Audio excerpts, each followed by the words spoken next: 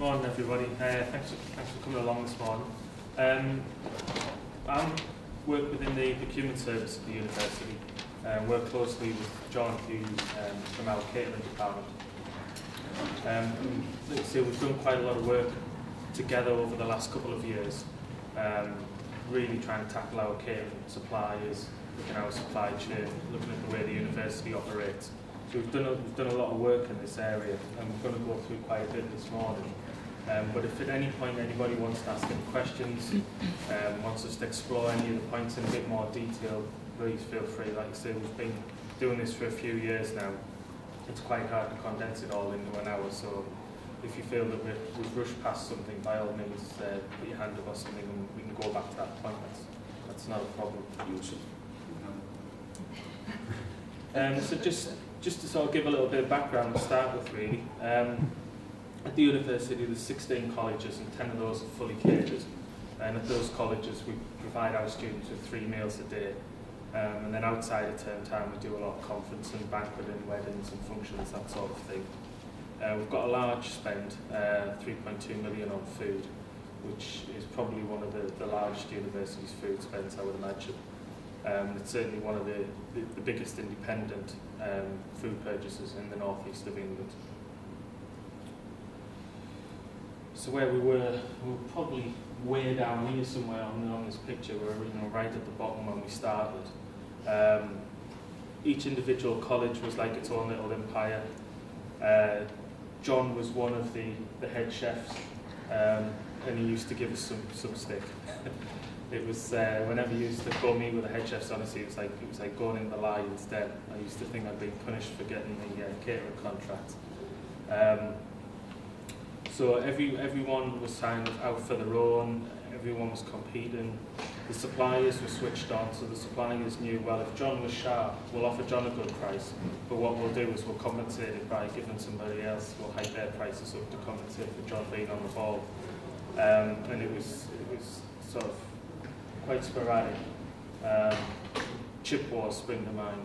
The chefs used to be fanatical about chips. Whoever was getting the lowest price on chips, that meant they were the best chef.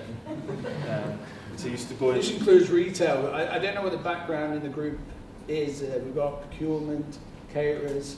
So if anybody's got a specific area, you just shout. But when we say catered halls, we've also got 8 retail outlets involved with that as well. And each had its own little empire. The only person who developed it, and I don't think it was going to be, is right what you're saying, there'll be 13 guys, and the catering meeting was 60 minutes having to go procurement, because all their fault wasn't working, and the price of chips. That was how it exactly worked. Yeah. No, it was, we used to have an escalation process where the chef would report it back to procurement, and they would do that at the end of the month for the issues that had taken place that month. Procurement would then deal with the issues, report back at the following month. So, you know, 10 weeks, and terms run at 10 weeks. So they come in, if you get a problem the first week, because we've got the super service level agreement, so they report it, then escalate to procurement, get frustrated at the time. And the suppliers knew this. So they do it, they put them to sleep. No, they're not going to get hammered at the 10 weeks down the line, but they're okay because they've sold all the money. Yes, so we had a lot of work to do, and we had to get our own house in order before we could start expecting our suppliers and other people to start buying into what it is that we wanted to do. At the time, there was a lot of multi-supply frameworks, so things like meat and poultry, fruit and veg, those sort of fresh contracts, where you would have 3 or 4 suppliers on each framework, and we just let them fight it out. We let them compete themselves for the business, and we tried to manage the prices that way, so it was a bit of a bun fight. Because of this, people had low confidence in the suppliers. Individual colleges had their own favourite supplier. Sort of, you know, it was kind of, everything was done at the tender stage, and then once the contract was let, it was kind of forgotten about and just left to run itself, really. Like we said, the escalation process, it was very cumbersome. It just wasn't an efficient way of working at all. And one of the biggest points, I was just going back onto that, supplier relationship. As a new chef come in or appointed, you always brought your suppliers with them. And so you'd end up for frozen, at that stage we had 8 frozen suppliers, 5 butchers into the 19 location. Even there at the house, thought he was supporting the local guy. We had 6 cheese suppliers, and one was a local market guy off the back, which was local because he bought it down the road on the way to work, and 4 dairymen as well. A lot of you hopefully haven't got that at the moment, but that's, we've been honest enough front. We went back to VCs there. Are you happy to tell you exactly as it was before we escalated it in? Yeah, so at the time, so a few years ago, the sort of social and environmental needs in terms of catering, it wasn't really on the radar. It wasn't something that was being considered. We had little provenance on the products that we were buying, but we never asked the questions. We never asked our suppliers where the stuff was coming from, who they were using, what growers they were using. So we never asked the questions. So they never asked the questions. And the suppliers never saw any value in it at the time. Like I said, local sourcing, it wasn't a concern. We were focused on bottom line. Everyone was just focused on price and trying to get the best out of the budgets that way. We had a butcher that did the white implement thing. He grew 3 cows and sold, I think it was 30,000 kilos of beef under that problem setting. And because our guys at that stage were it's not the rarest at the time.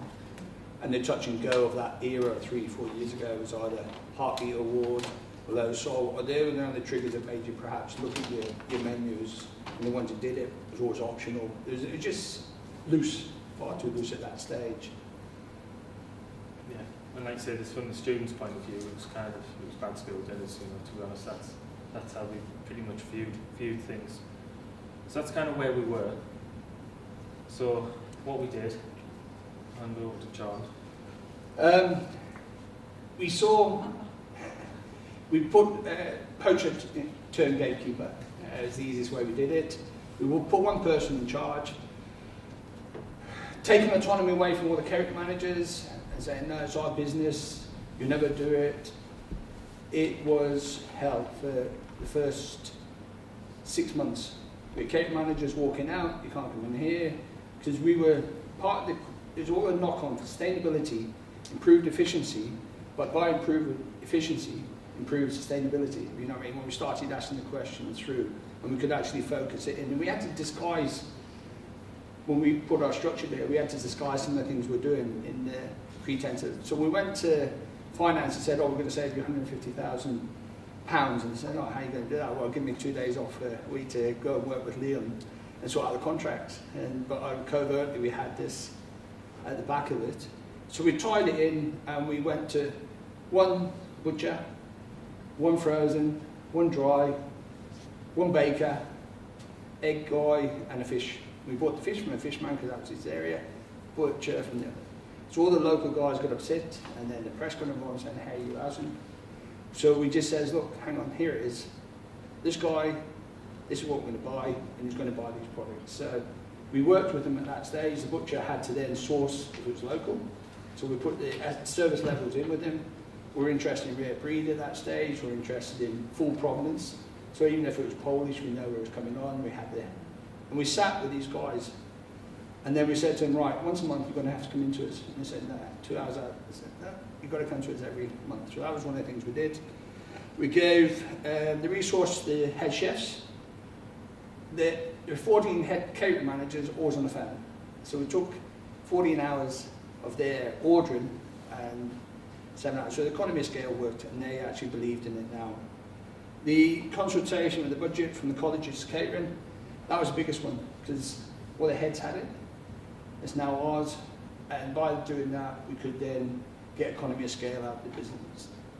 That was perhaps the biggest, because we had gentlemen's dining clubs in Durham. Heads of house had little entities, and so we had to open up the own social events, a lot of sort of like student support stuff that was coming in, and to pull that off, it was a period of challenge for the university to bring it back in. Yeah. And then when we were saying about TLC, it was TLC daily. We were working. I mean, that was the thing from my point of view. I used to have to deal with a dozen catering managers, whereas it went from that to working with John. So myself and John could meet. We could agree a way forward, and then we could just cascade that message out, and it was a lot easier. Yeah. How we sold it was best practice. So if your location is good, share the best practice out, and there's belief within the group. So that's.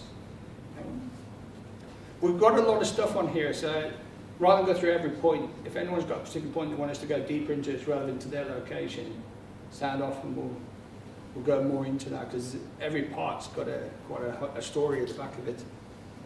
Central Menu Bank was 13 colleges, all autonomous, collegiate system to you will use these recipe banks. It was how that's taken away our independence, that's taken away our ability to do the business, that's taken away everything.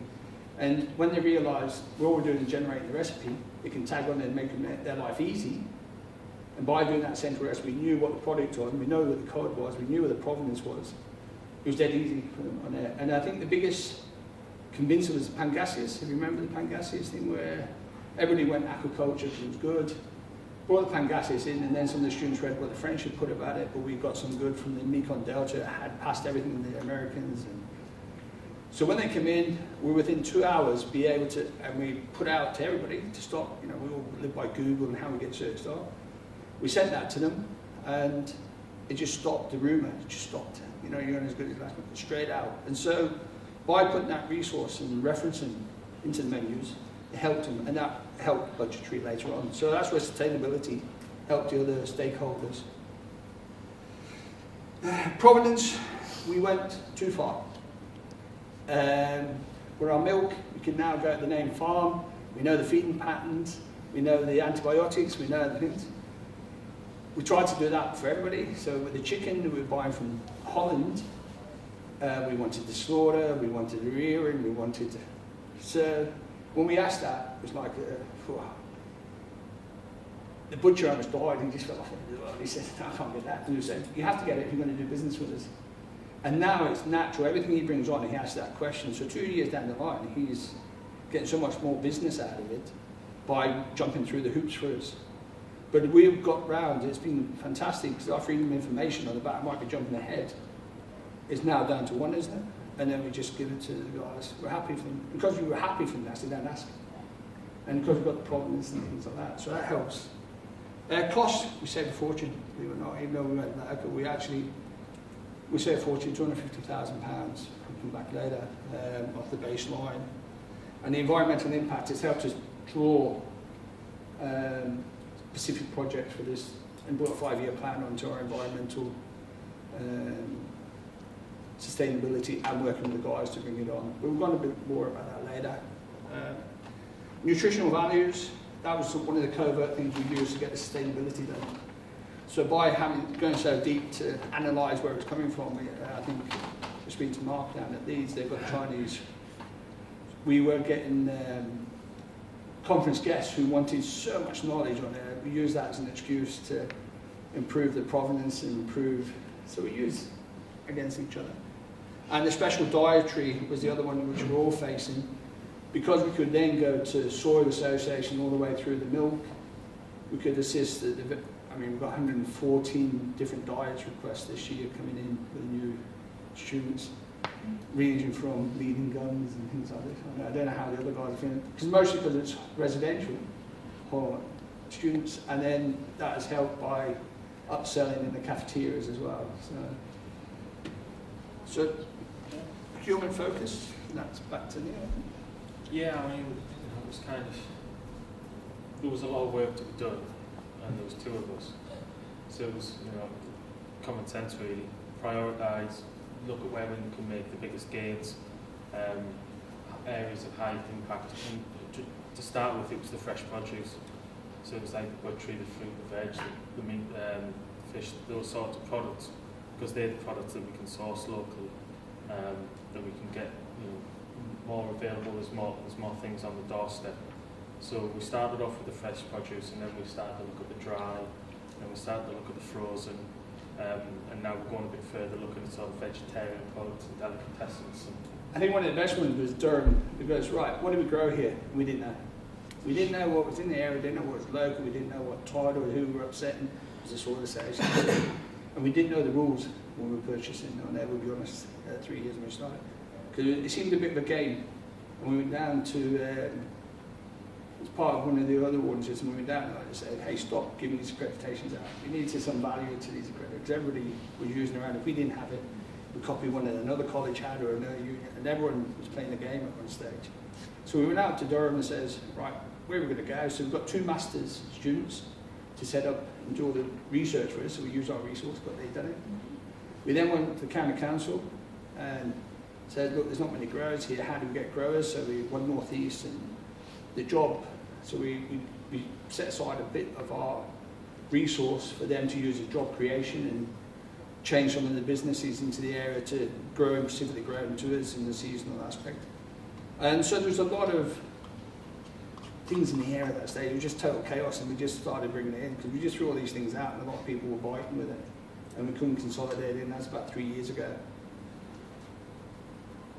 But I think the key one is the next point, isn't it? Yeah, I mean, like I said before, we had multiple suppliers for different commodities, and because they didn't know how much business they were actually going to get, they knew they were going to get a percentage of it, but they didn't know, whether they were going to get the lion's share or just the sort of dregs. So they had to build that into their pricing to make sure that they were pricing it high enough that they were making something from the contract. So what we wanted to do was go to a single supply for each commodity, so we could say to that company, right, we're going to guarantee you 100% of the business, we'll protect your business. So we, like John said, if you're the butcher, we'll buy our meat and poultry from you, we won't be buying it on the back of other suppliers. But because of that, we want something in return, and we won't buy in. And not only do we want a fair, reasonable price, but we also want commitment, and we want you to sort of come on this journey with us, which we're well on the way. And what they've found now is that because they're jumping through our hoops, they can turn around and they can put in for other contracts, and they can put in for the local authority and things like that, and they can say, well, we've done this, we do this, finding it a lot easier to generate business, having gone through the process with us. There's a lot of stuff on here. We're going to pick up a couple of points from now on, because otherwise last night's dinner and the wine comes back to bite and we lose the morning audience on this. If any time, jump in. We will be asking questions later, but it's something about something else. I think one of the biggest points from here on the centrally negotiated, we had 17 sites. How many procurement guys were here? Anyone pure procurement? When they were coming through, we set the contracts up. We had 17 sites doing about 330 quid, 330,000, so that it wasn't good. So we went off and we said, right, we'll buy 3,500 portions of that a week, and we took the Stadia style procurement or deals to the suppliers, and that realised 6.5% savings, because then we were carrying the stock risk was a lot less, because we know there's 3 weeks in there we could give 18,000, and so they were used to letting it cherry pick. You're always looking at £1 to £2 a cheesecake for that week, or double deals, or buy one get one free, and you're negotiating. We're taking all them deals out. We're taking all their marketing out, because we're saying if you don't have to market it, you've got the business. What part of your business is marketing? And that 6%, we took 3, so split. But they were going a little bit later with that. Bulk deals were dead easy. Buy going to one, our drop size discount, which was between, I think it was 1% for 150, that's what most of them were getting. When we went to bulk, they were over 700, so they were getting 4.5%. So effectively we took 20% off the baseline cost by rationalising it in. But yeah, by having the centralised menu banks as well, we know exactly, we've got a 3 weekly cycle, so we know on week 1, day 1, those are the meals that will be served in all of our colleges. So we can go to our suppliers and sit down with them and say, right, for the next term, these are the meals that we've forecasted, these are the volumes that we've forecasted, and we can challenge them to then go away and source the products and source us the best deal that's out there. And they know they're going to get that business, they know we're going to be buying those products from them. Like John said, we meet with the suppliers monthly as well. Really important to get some face-to-face interaction going. We pull them in, we do it the last Thursday of every month. We're here today, so this month we're actually going to go out and visit them for a change. We're going to check their invoices. Yeah, try and get out and see them. It was at least twitchy once a right year. at the beginning, but now they're out.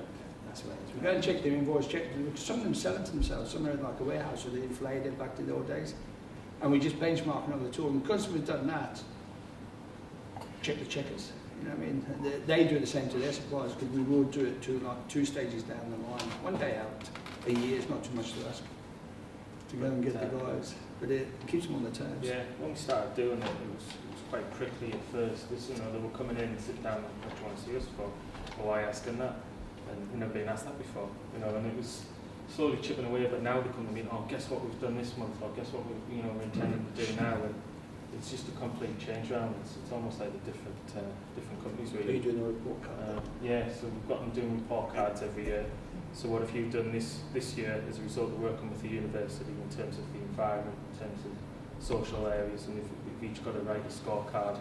You know, a bit like being back at school, but it seems to work. We know if we've got to document something, then it certainly keeps them on the toes and make sure they're doing it and not just paying lip service to us. And we try and benchmark contracts as well, so benchmark against our previous contracts, make sure that we try and improve each time, but also competing against the national, regional deals that are out there, local authority deals, just to try and make sure that we're competitive really. Depot's viewful slides. Communication? Yeah, communication. We did it as basically as we're going to do it here. What do you want out of? Because all the stakeholders and everybody that's involved with Cape and everyone about sustainability, we have green space, Tyra is here, very strong. Estates and buildings get involved with us about energy management. Procurement want their pamphlet on carbon. And there was that many tails wagging the Cape Department in regards to environmental issues. It's now a case of we do it as a whole group into it. And the suppliers meetings, they now come into, when we tasked or set the objectives for next year, we've got a 42,000 tonne we're trying to get out the carbon load of our procurement system. And we reckon it's dead easy to achieve. By rationalising, we've gone later, we took nearly 4 tonne of carbon out of our supply chain, so it looked very good. Because we haven't got the frozen guy coming from London with the pasty that the guy likes all the time. We haven't got the other ice cream guy coming from the Midlands, because that was the name one. We haven't got the other cobs bringing down them shortbreads that are fantastic from Scotland. And we just rationalised it down, and actually it was a consideration that we brought in. The UEC, they've championed it because their motivation is obviously, as a lot of the guys out there, is to sell the university to the students, to make sure we're doing the right thing. Event Durham are looking at it as a positive to selling out the conferences, because there is a competitive market out there. So all the people that their award, the Green Tourism Award, they had to award, we have to give them the data for that as well. So all these stakeholders are now bought into it, so much so that we do a weekly update. Not that you went breakfast this morning, on ours it'd have the week of the day, say, did you know your eggs are from up the road, Sunny Hill, the free range, thank you very much. Then you might subliminal message, like I asked the guy this morning there, on your menu, did it tell you where the food was? I don't know, but it tasted nice. But to the person that's in there, it might be that, and we've increased the satisfaction or the perception of value without actually putting value into the base product because of the provenance. The food committee, the students love it, because the most discerning the student satisfaction was probably either environmental or just generally wanted to kick the kitchen cat because they didn't like being in the uni, got a crap result or whatever. So we could eliminate that 15% by pandering without them feeling they had a voice. One of the things is, because the money came from the government, they weren't that bothered. Now it's totally different. The students feel very involved with it. We do the menus, we have tasting groups, we have study groups with them, and they can put it in. It doesn't say it's going to happen, but they feel they've got a voice, and they feel that the latest one has a halal. We did halal very quickly. Popular folklore was rebel rather than saying that the animal's not slaughtered correctly. We produced ours is under the EU. It's got water baths done and all. And the animal husbandry before, because we were all tied into animal welfare. So it's the same production, so we could very easily blow away the myth and folklore that's sometimes associated with the And that by doing that, we said the Love Food Hate Waste, it's cut down on waste. We've gone from 13%, because guys that buy it now, or they feel more value because they're coming the journey with the production with us. So they can go to the farm, they know the effort's put in to bring the milk to us, they know it's money's going back into Durham, so our waste on milk is minimum. Fruit and veg, we could put all the growers on that week. So every week we have a different aspect of it. So did you know your fruit and veg is from the growers up the road? The wastage on that's gone down from 17.5% to 2.5%. And the figure we pulled out by weighing it, because again it was with the BIFA contract and looking to take food waste out of, to get better rates on the pickup from BIFA, because it was dry waste, it all went to recycle, better scores. So we looked at BIFA collecting it. And we found out it was 136 grams per 3-course meal, fully cooked. And that worked out, so that was our benchmark, because there's no figures out there for it. So we're lucky to come out with that. And I might be jumping ahead of what we did before, but we went to challenge our suppliers and say, right, help us take waste out of our supply chain. And that's what we did, fruit and veg. So they went to, have you looked at prep? Cauliflower is this, prep's that. The green, it becomes a hazard into our business on there, you know, that's right. So we actually get processed before we come in. And then because it was open book, we can negotiate the price with the grower. So he wasn't feeling that he had to upsell, or we had to find out where the money was. So we take out all the green that comes into the processed product, buy AB in Leicester, and we know all their stuff goes back onto the fields of organic fertiliser. So it's natural in the process. We went away from all the preservatives that they use on there. There's some sodium and they use to preserve it. We don't use any of that because it's going to be fresher. They know how much bulk, so they can do 160 kilos. And then if the run is 250 kilos, you can offset that. So it's better for every business all the way down. So that's what we did through the communication. So that was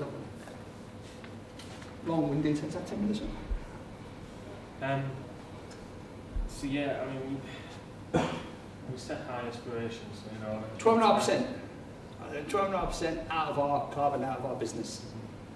2,300 calories out, low carb. Get cheese out, get air fry out. I'm running ahead of you there. But no, I mean, you're right. What we didn't want to do is say, well, these are some quick wins that we can do, we'll do those. What we want to say is we want to be way down the line. We want, you know, these are all the things that we want to achieve. We might hit most of them, you know, we might hit all of them, but at least we'll give it a good go. So it was kind of raising the bar a bit too high, but that, you know, kind of spurred us on. And once we start making the journey, people started taking notice, and the student voice started getting louder, more people start buying in.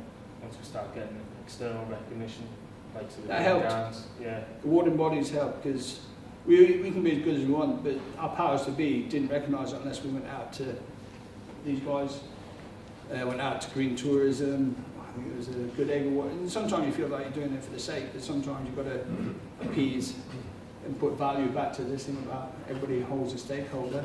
I think the free range egg was the best example of it. When we first looked at that, it was out of our price margin about 4 years ago.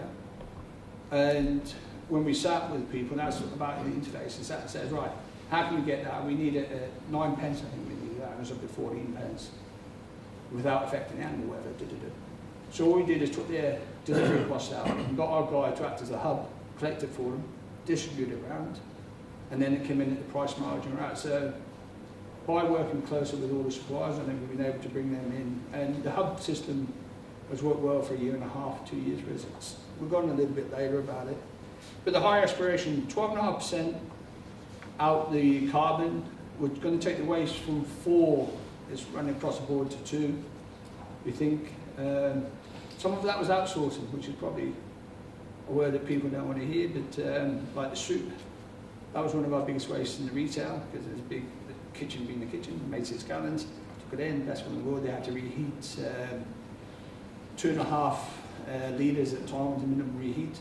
And then we went to a local, Chester Street, through our fruit and veg guy, and says, who's making soup? They make big vats. And they came in at 300, 400 grams, all local stuff. The students have bought into it. They've made, by going through our distribution, taking their distribution out, it's cheaper.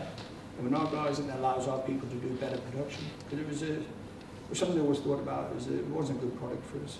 But by thinking on all aspects on it, we were able to really bring it as a positive into the business. So much so that I think the guy's trebled his business because of on the back of what he's done with us.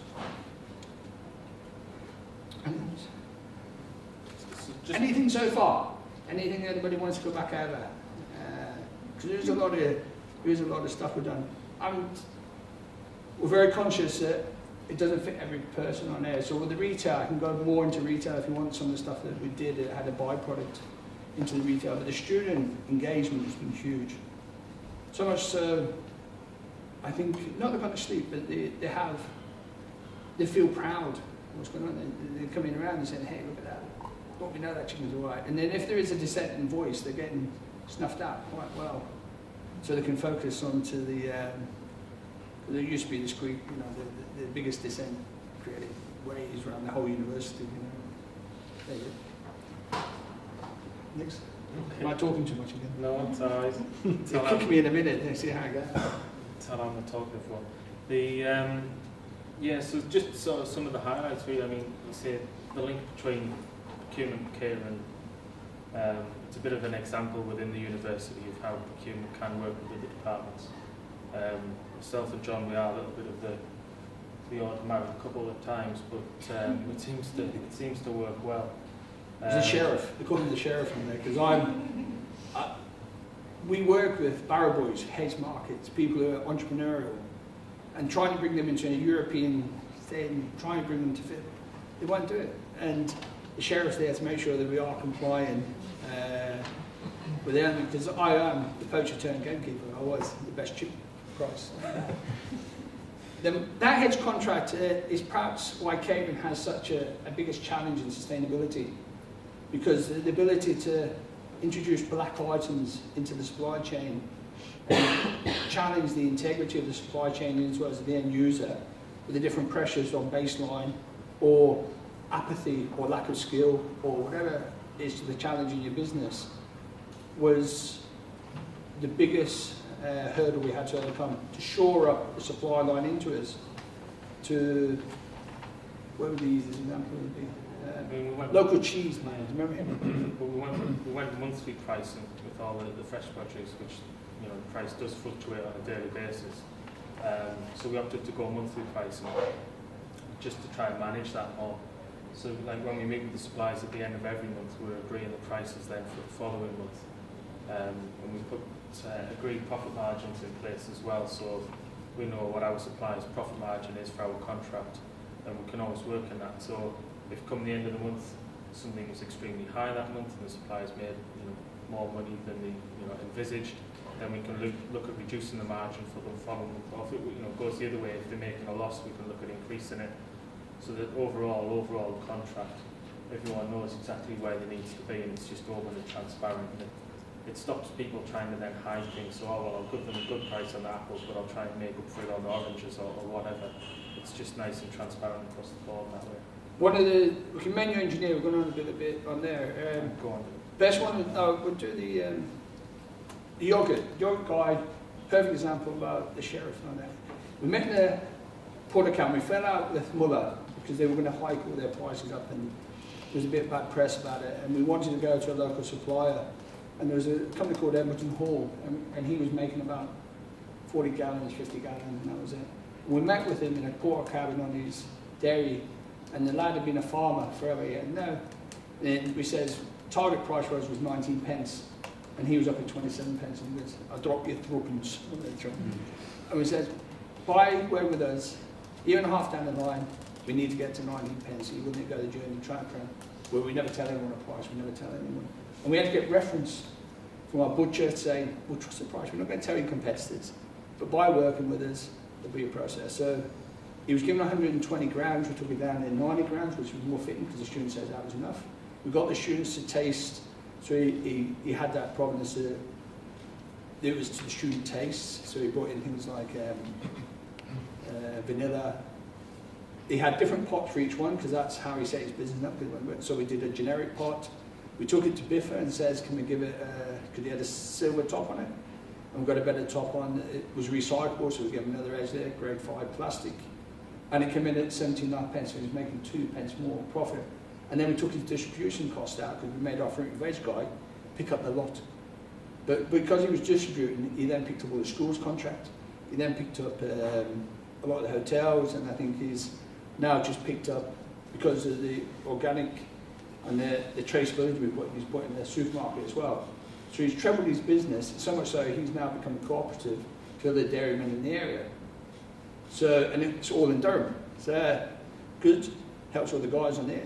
But we've also worked with Mark and some of the other guys in the other unis who are picking up the same thing. So it was dead easy to do with the guy once he got the principle of it. But that is just an example we're saying about sustainability in action, I suppose. And by using the resource we had, the students going back to them. There we go. Next.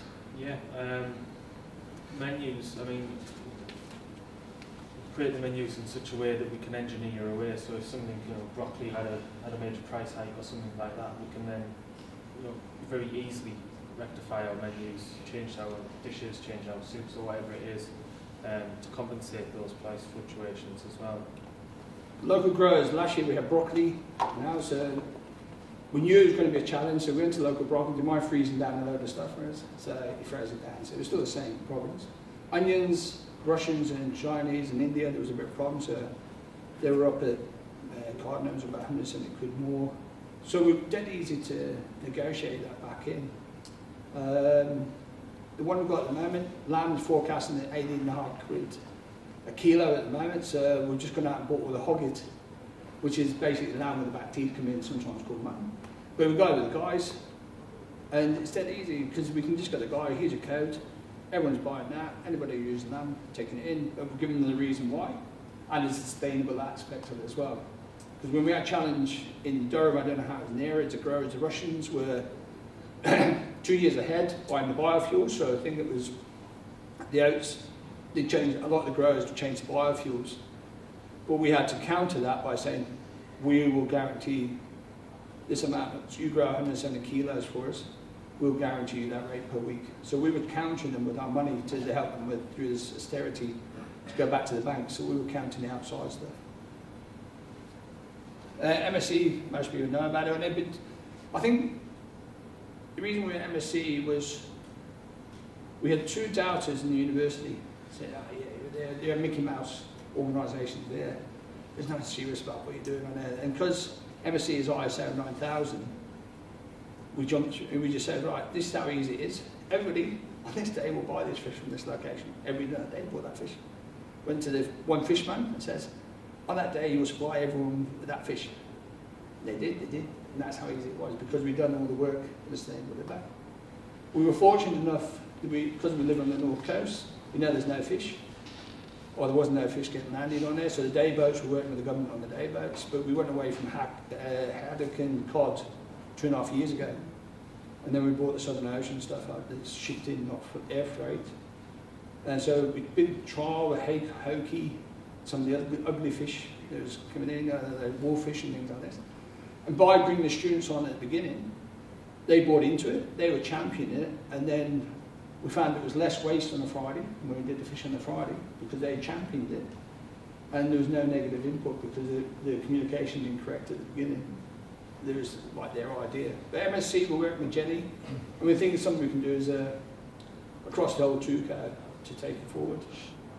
But I was fortunate to be invited down to London with the MSc, and we had the Ministry of Fisheries, head of Sainsbury's, head of Marks and Spencer's, the Scottish Fisheries, and all these powerful people.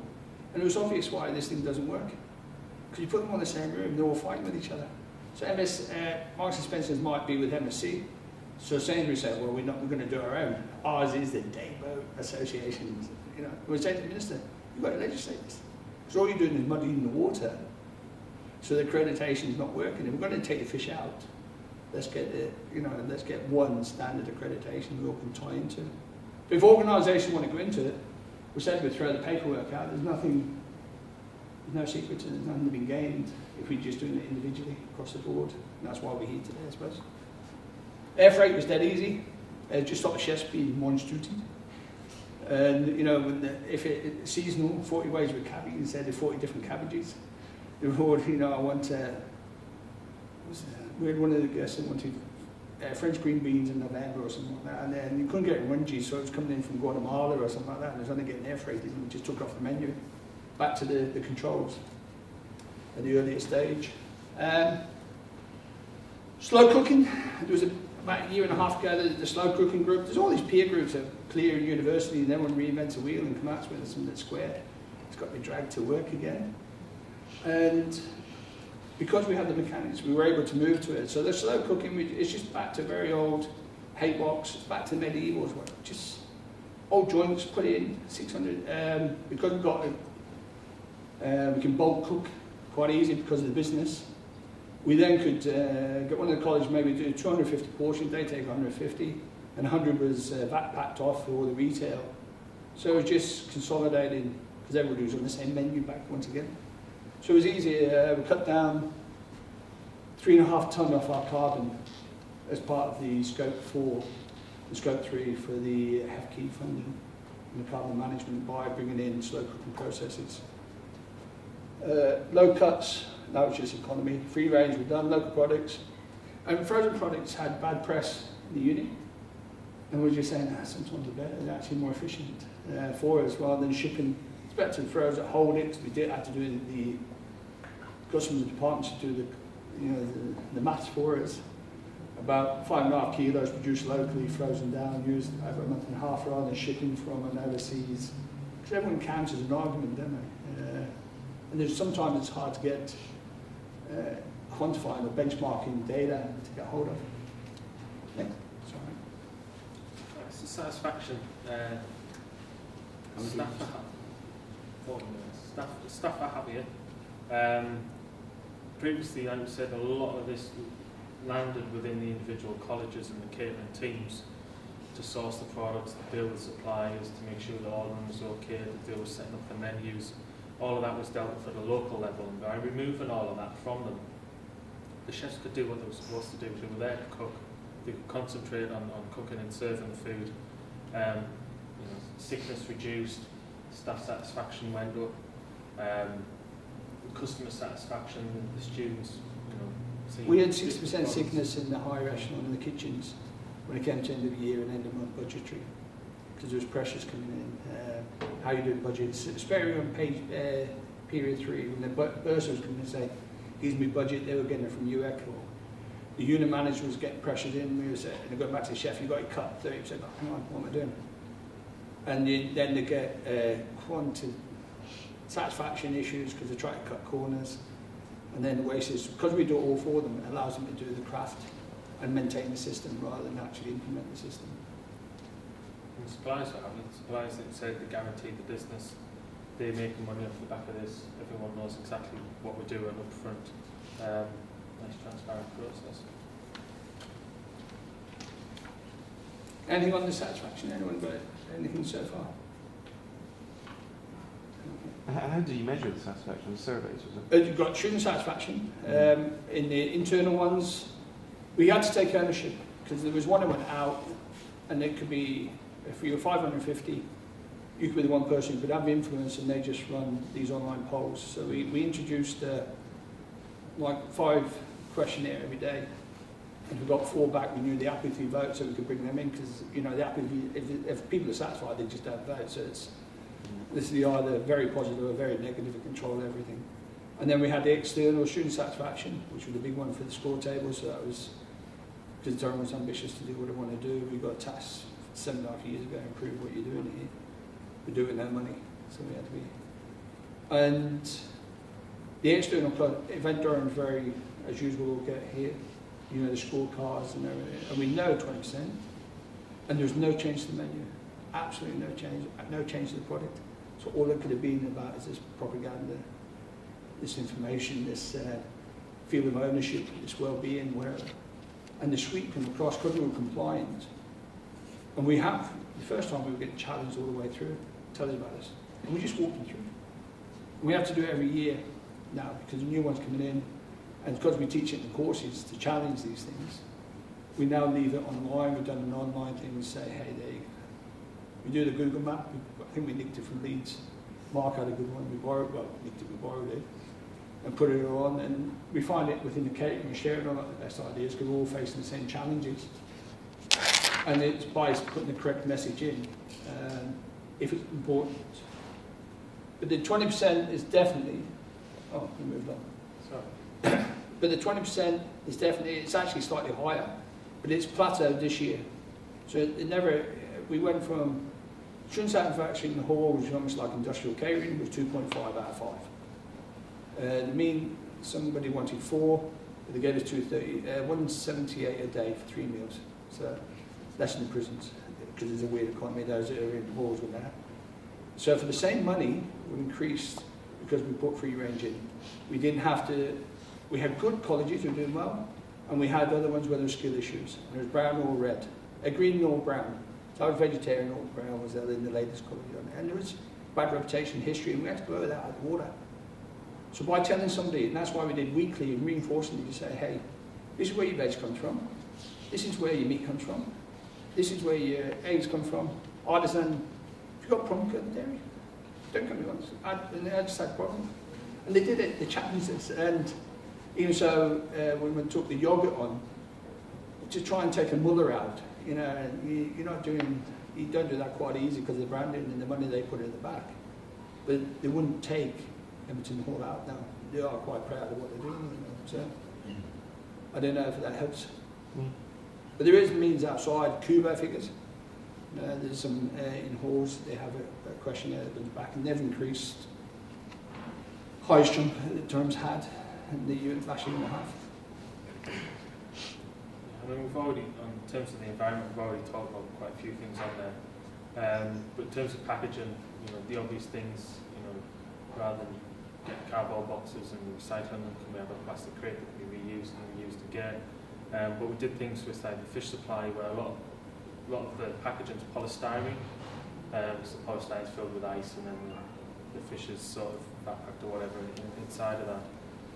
So the polystyrene now gets compressed and compacted into blocks, and then that gets used as insulation within homes. So it's, you know, there are different things and technologies out because there. if you haven't got anything to do it, they make. Because we challenge it, they actually, we give them a warning 6 weeks, 6 months out, and they come back with it. So by challenging them and saying, hey, tell us what you're doing, there's a little thing about the, I don't know if it's later. One of them, we're saying about sharing best practice, was the DAF 5, Euro 5 engines, the best delivery motor. So when they're going out to buy motors and replace their fleets and things like that, they were using this because we were already identified the best one. They bought to that, there's a cost saving to themselves, they're coming back to us 8 years. We save us 6.5% of our fleet life, we'll take 2% back. And it's an open partnership, you know what I mean? Yeah. We've talked about local produce, trying to source local where we can. We just put some, you know, figures on the screen there so people can get an idea of what percentage we're buying locally. No. Yeah. Anything on that one? Social. Social. Rather than go through, I think one of the ones to highlight, we fell out with, is anyone here from the carbon offsetting? That's okay. Because when we looked at the trees, we didn't have to sell the same trees to 5 different organisations. There was no provenance, and we worked with the people who were trying to put accreditation systems in there and but we couldn't find it at that stage, a quality one. So we went to the suppliers who were looking at supporting our carbon offsetting to put orchards around the place, to put an edible map within the university so the guys could scrumping through the years, so it was a later, bring old North England apple trees back in, so then we could go to local food groups and saying, if the students are not here, you can come and pick the windfall, and they now make juices, and there's a little infrastructure at the back about carbon offsetting.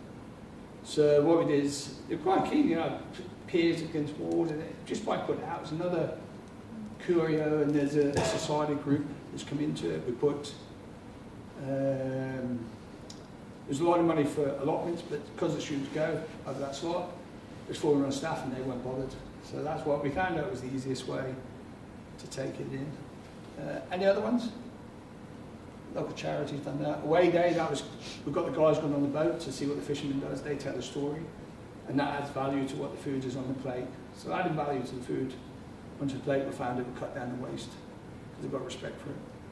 We've got the supplies in to do lots of demos and training, so seafood guy and butchery as well. Just make sure keep the staff, the chefs educated, keep them engaged. You know, look at different cuts. You know, utilise different sort of products.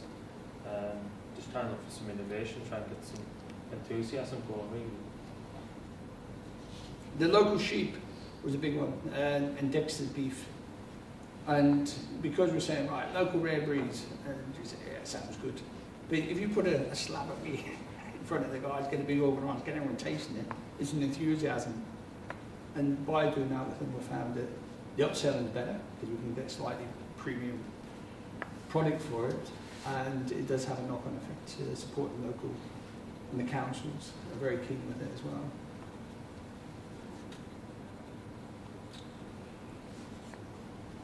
Yep. Sort of, we've talked about savings and things before, but I think that the point we're sort of trying to make on this one is it doesn't have to cost more. You know, we've made a lot of changes, and some of them were economically driven, but a lot of them were environmental as well.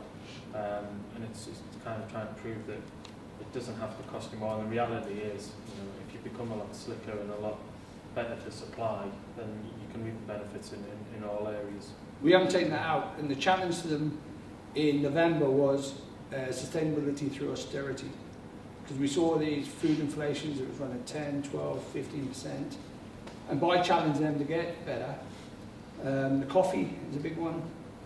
We've asked them to look at that, and we're able to provide an enhanced offer by working with them. I can go through it a little bit later, but he's pushing forward. That's quite a big one, the rational agreement. This thing about it's more expensive to use a local product. It's not necessarily getting it right, because we know the value of our pound now as organisations. They can take it to the bank a lot better, as long as you're comfortable giving the forecasting to support, and not underwriting stock. It's not down to that way. It's giving support to their business and doing it 3 years, which sometimes is quite difficult. Some of the things that we're doing now, obviously we're continuing to chip away at it, never sort of rest, but we've just recently managed to get the MSC accreditation, John was saying, but we're keen to work with our suppliers and help them develop as well. I mean, the soup is a prime example where we've got one supplier who's already supplying to us, just to expand their business slightly, to take on another product, but it not only cuts down the amount of admin, because we're just still doing one order and one invoice, and then we've got one delivery, so we don't have the extra mileage coming in. But that supplier, not only are they then supplying the soup to us, what they found is they can then sell that on to a lot of their other customers and clients as well. Especially little food groups, you know, like 20 kilo producers, 40 kilo producers, they could actually look at the cooperative. Now, one thing we killed a few golden goosies there this time as well. We learned a lesson by a local producer. We had a lovely lady who was making Durham blue cheese in the cottage industry. We championed it, and then Waitrose got hold of it and said that she should take this as a national award. And other producer, and she said, and she almost melted down, you know. And she then went from herself, became a slave to the man, and she says it. And we had the other one was in the Northumbrian Fields. We set up about the collectives, and we got all the growers to come under one banner in the Northumbrian Fields. But Ian Craig, who was doing it, they've done the cost. But then the Russians came to 3 as growers. Cut that one out, Russians. They changed it to the biofuels, then changed these growers to get some potatoes. I think it was last year, it was a prime crop, and they've bought all these crops for 2 years, so it culled it. So what we've done now is got named farms, which has helped us, because when the Soil Association comes in, some of the other challenges that we're facing at the moment, do we go organic, do we do the other challenges on the food supply, to get this accreditation challenges us as an organisation, because we research GM, we research elements, so there's a conflict of interest sometimes in the university. But by going to the named farms, we were able to accommodate and answer the questions of the different stakeholders. I don't know if that helps in any way.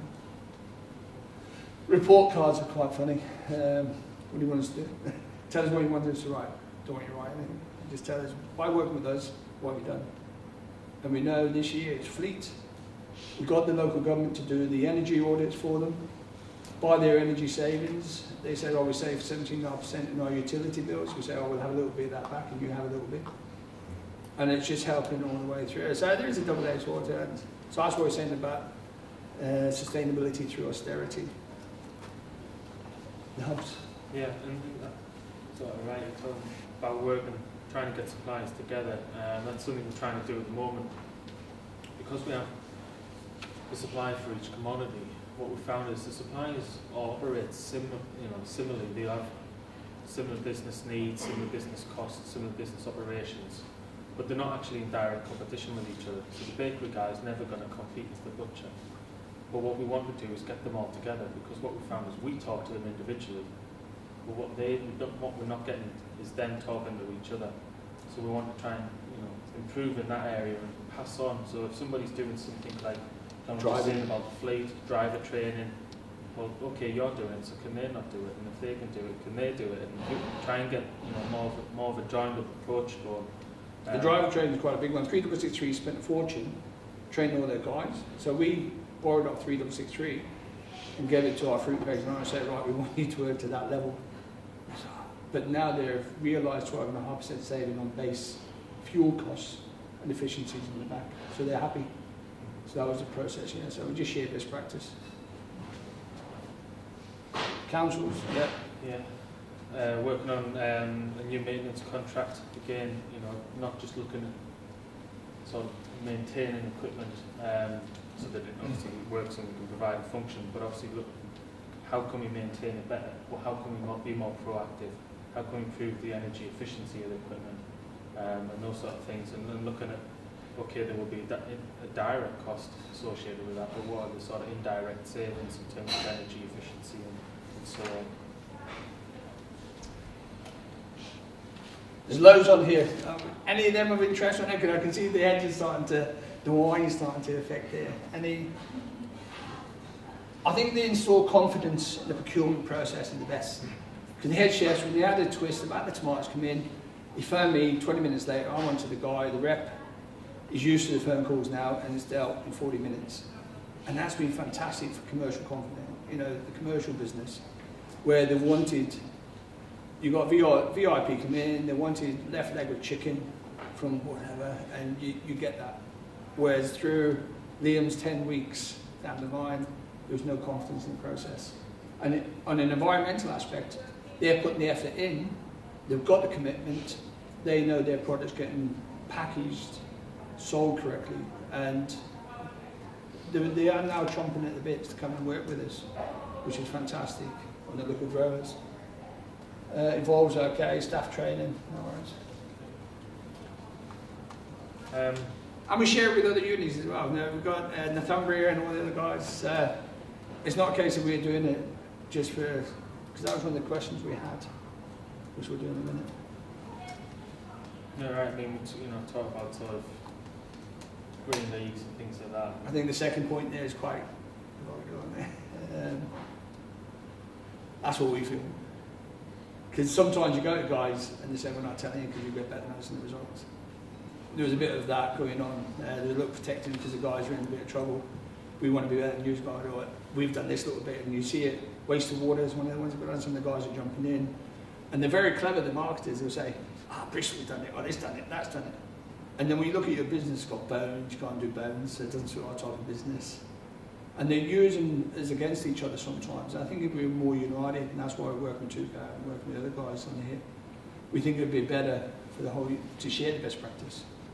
So I just put it on. And the Green League table, because we weren't very good at it, it got discredited, I think, a couple of years ago, because it was a student thing. And they weren't asking the right questions, they didn't fit our module, and because we were all the residents going against the others, and it was too hard to fill in. I probably haven't a go at it, and I might be shot down for being incorrect, but that's how it was at the time. So credibility becoming. So as we've evolved, we felt that we're able to do it quite easily as a byproduct of what we're doing as a main sustainability as USPs.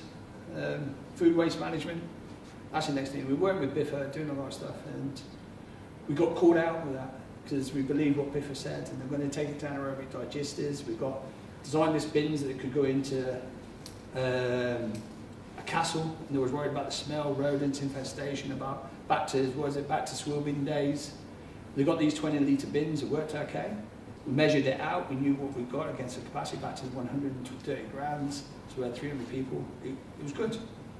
We knew how to measure it out, and then they were driving it to Scotland to get rid of. And the anaerobic guys saying, oh, we're burning it. We're saying, oh, as it evolves, we're keeping with them. So we'd rather look at innovative ways so they've got their act together and work with them, rather than sort of be champion and say, hey, where are you going to, because it's £40,000 for this bin, now just come round. And sometimes the economies don't work out. So we're not quite there with the food waste out, but we have got the facility to take it out of the business. Macerators, we worked with Northumbrian Water. So we took caustic and everything, and so the cake that was being used, we found a better way for using it with DEFRA under the Croydon-Jacobs issues about spreading it out. There's another thing that people were flogging around about, dehumidifier, compressed it, made it pellets, but the pellets were in the kitchen and pathogen loaded, so we said, hey, you can't touch that. So there's looking at the whole aspect of it. You know, sometimes if you look at environmental, it has a negative on health and safety. And we're not trying to reinvent the wheel. I think it's just trying to put it outside. Next. Okay, on the home straight, it's kind of, you know, why did we bother? What was the point of doing all of this? And so the first point kind of says it all. Really, you know, it's just simple. We just thought it was the right thing to do. That came from the treasurer. You know, when we went in, we thought about 5 days. Said, hey, we need to have 2 days out. We need to go and do this, and we think we're going to get you 110,000. That was our forecast. We thought by rationalising it down, we thought that was the miss in the business. And the retail, we did a contract with them, they reckon they've saved about 35,000 direct, and they were smart cookies. But that was the treasurer who pulled that in. Increased pressure, obviously. Students are becoming more and more ethically minded. With the increase in student fees as well, the expectations increase. So we're just trying to be ahead of the game, really. There's no more money baseline for us. There's a base food inflation in some aspects is 10%. The baseline budget is not getting increased to accommodate, especially in residents. So we've just got to add value in a different way, and we find that this is being a good way to add value to what we're doing in the food aspect. So obviously, our Vice Chancellor was very keen as well, where we can, to try and keep money within the local economy. So that was, when there's other people saying things like this, it's then very easy to start developing and looking at ways and tagging them on the back of other people's ideas to get buy-in. We're asked to come up with 3 take-home messages for the end of the session. And I think we're trying to sort of prove that it doesn't have to cost more. You can be environmental and social minded and make savings and benefits in those areas, and as a consequence of that, there will be some economic gains as well. I think the second one is probably the most important one out of the 3. To expect a lot from your suppliers, and to expect a lot of other people to buy in, you've got to get your own house in order. You've got to become good with supply before you can put demands on other people.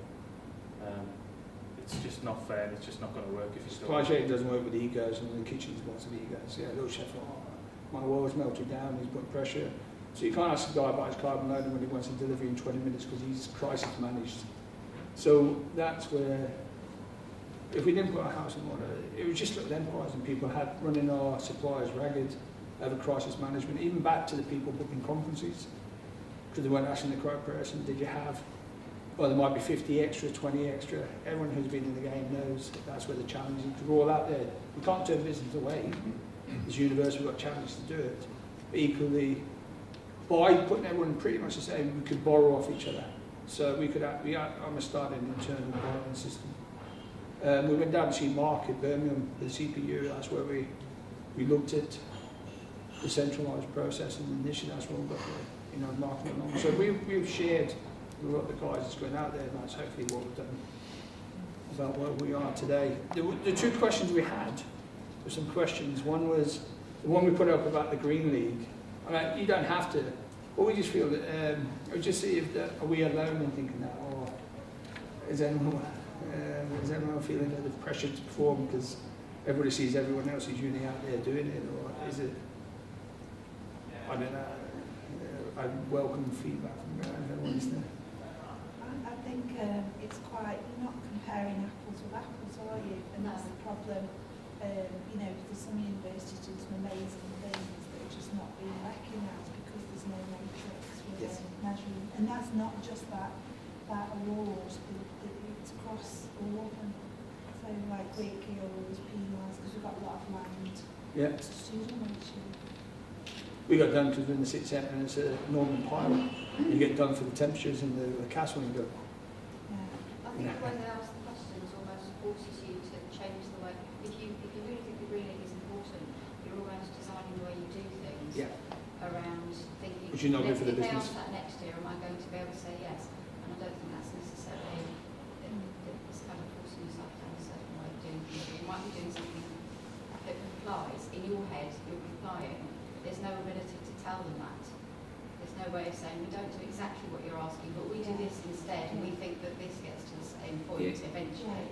That, when they've done the benchmarking, because that's why we try to lobby this group as we do our suppliers. Like we went to our free-range egg, whole pasteurised guy who said you've got to do it for you. I can't. I said, well, you have to, and they did it after half a year, but everyone bought into it. So that might be this group then to lobby as their end, and that's our little sticks to you guys. Can you have a chat about sort of awarding bodies and accreditation, and maybe raise that as your group? Because it's not working for everyone. We don't feel it is, because we work with Bunbury, Newcastle, Sunderland, Middlesbrough, and we're saying, guys, hey, is it working for you? And you go, we're hammered for that, we get hammered for this. So that was one of the questions. The other one was, as a caterer, I'm curious, so that's why I asked yourself there. Last night you had all this Stockton cheese and that. Did it add value to your meal? Can I have a show of hands at how many was on? You can remember. You can't on the night there, but we found for ours it is working on there. But we're just out of curiosity on there how much value, because there is a cost implication to it, and as we regionalise it, we try to find smart ways to get around the European legislation on contracts and things like that. When they act in this hub, how to bring these local producers into the supply chain. So that was that one. Then what's the last one? Yeah, and the last one was just a few notes that the EAUC would like us to make, as the host for the event. Obviously, they've got loads of resources available there on their website. Training is available. Green gowns, I'm sure there'll be announcements. I know there was some information in the programme as well about the Green Gowns Awards for this year. And obviously the live, and I know there's a live session on straight after this one if people are interested in looking at sort of CSR or CSER within university campuses. But thanks very much.